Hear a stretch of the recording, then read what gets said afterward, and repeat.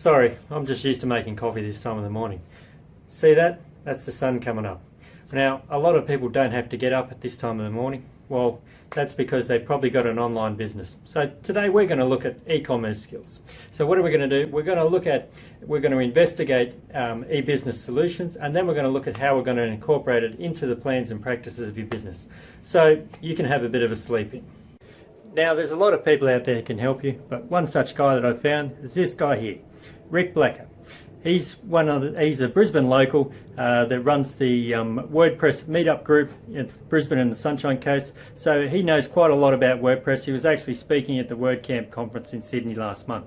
So let's go and see Rick. We'll have a chat to him about what it takes to set up an e-commerce website, and then maybe I can go back to bed. All right, welcome to trainerpd.com, and today I'm sitting here with an IT guru from Data Guru, Rick Blacker. First session, we're going to talk about investigating and designing e-business solutions. So it's something that's important for most businesses. A lot of businesses have come from being in the real world, bricks and mortar, they call it, to what they call clicks and mortar. But there's issues with you can't just take a business model from the real world and just put it online and expect that it's going to work. You know, there's certain things we need to look at. So I guess looking at the first question is with the different clients that you've done, I guess it's a matter of, the first thing we can just start with, what sort of work do you do with them? You specialise in website designs and setting up the websites for them so that they can have online businesses. Okay, well, there's a lot of things that need to be set up. I mean, you have to obviously put the products online. I mean, some people can do that in pages, but I mean, ideally you want to set up a e-commerce solution. So the one I specialise in is WooCommerce, which is part of the WordPress solution. Mm-hmm. So you have a WordPress site, you have WooCommerce. It then gives you a template to input the products individually, and to add a lot of functionality to those products. So you input pictures, you'd input the description, you'd put in the price, you put in weights. You need weights and measurements so that when you're shipping them, you can accurately gauge the postage. Okay. And then, I was just going to say, you mentioned shipping, so that's obviously a concern with online store. You could be getting orders from anywhere. That's exactly right. Yeah. So is that something that I see when I use online? There's calculators and stuff for a pay, Australia Post and that sort of thing. But a company that's looking at shipping products out, their sort of business model, do they use their physical stores as storage and they ship them from there, or is it? Yeah, generally that's what happens. So in my experience, a lot of times you start with a brick and mortar store that's been selling out of the store. They decide to go online to expand, to offer their current customers a different option for buying, and also to expand out to areas which they normally don't sell to. So a normal brick and mortar store, somebody has to physically walk in to buy. Yep. By going online, somebody can buy from anywhere in Australia or anywhere in the world. Mm-hmm. But it does come with a lot of challenges, because selling over the counter, somebody walks in, they pick up a product, they take it to a counter, they pay for it, and they walk out. Yep.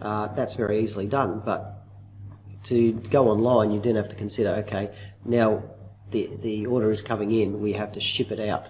We have to work out how we're going to pay for, how the client is going to pay for shipping, whether they're going to pay flat rate, or you're going to offer free shipping, or you're going to calculate the postage based on weights, and do you offer free shipping at a certain level, and then how are we going to get that product out? Are we going to use Australia Post? We're going to use courier? We're going to use a combination of both and let the customer decide. It really does start to open up a big can of worms as far as how you manage all those sort of things. So there's a lot of operational issues.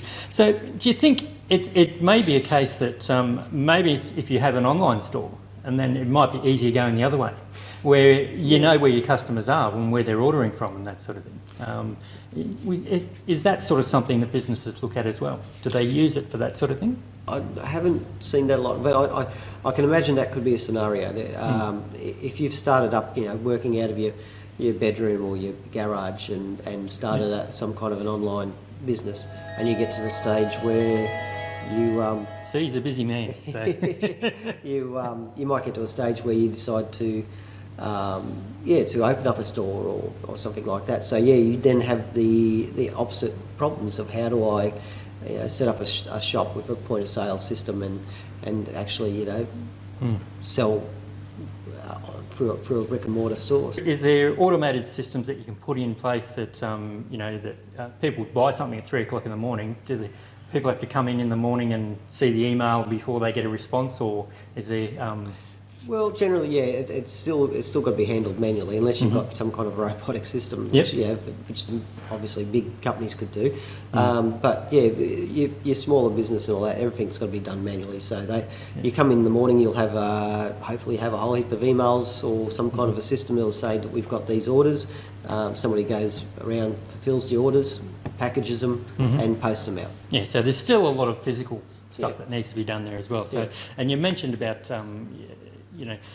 different things and different problems that you've had and obstacles to overcome and that sort of thing. Now, we also spoke a bit offline beforehand about the fact that really only big companies have in-house IT teams, but there's also the fact that even the big companies still get in people such as yourself to do things. Why is that you still need to get in a website designer or something like that, even in those sort of organisations? Well, a lot of organisations, they might have a lot of electronic infrastructure, and so they do need teams to look after that. But a web team might not be high on their priority, especially if they don't have a website currently, or their website's a static site that doesn't need a lot of work. It just needs to be set up, and then they can find somebody to manage the back end. So yeah, they will employ agencies or freelancers or whoever they need to do the work, because there is a lot of specialised work in setting up a website. So. Okay. And it's one of those things you may not need that team. Like obviously big companies like eBay and things like that, they've got dedicated teams of web designers, developers working round the clock maintaining that system, because it's such a large system. Yeah. Okay. It's a full-time job for them, I guess, in a lot of cases, and that sort of thing. So, but not a full-time job maybe all the time. Unless... Yeah, well, that's it. In the smaller version, you might only need to set it up, and then it's just you need somebody who's not a web designer, who just understands the back end, who's had some basic training in how the system works, and they can manage the website from there. If they're not changing any of the actual website itself, if they're only like taking orders, and especially if you've got a set, if you've got say 10 products, and those products aren't going to change. And everything else, and even if they do, you can actually, once the website's actually set up and you've got a developer who's set it up, you can actually be trained on how to add more products, change prices, change anything in the back end without having to know how to be a web designer. Okay. So have you had examples of clients that you dealt with that they've gone, right, we're going to go online, and they've really focused on it? What sort of benefits have they got out of focusing on their online operations? Okay, well, first of all, once you go online, you've got a store that's effectively open 24/7. You can be lying, and these people, you've got a brick and mortar store, you might work from 9 till 5. Yep. And that's the hours of operations, and that's the allotted time that people can come in and physically buy a product. But when you've got an online store, people can be buying product at 7 o'clock in the morning, 3 o'clock in the morning, midnight, or during the day when you open. Yeah, so it's open all hours. And when they're actually focusing on their e-businesses, and we might see if we can get a couple of examples from Rick as to what they could do better. It was very outdated, so we had to start and build it from scratch, a whole new website. Okay. It was hosted on a different platform. Okay, so there's one issue, I guess. Bless you. One issue we haven't got to yet is that there's different platforms and there's different things as well, and I'm assuming that different websites need to be able to handle different amounts of customers and things like that as well. Yeah. What was the issues with the old website? Okay, it was very outdated, very clunky checkout system. Okay. So it made it very unappealing for people to buy.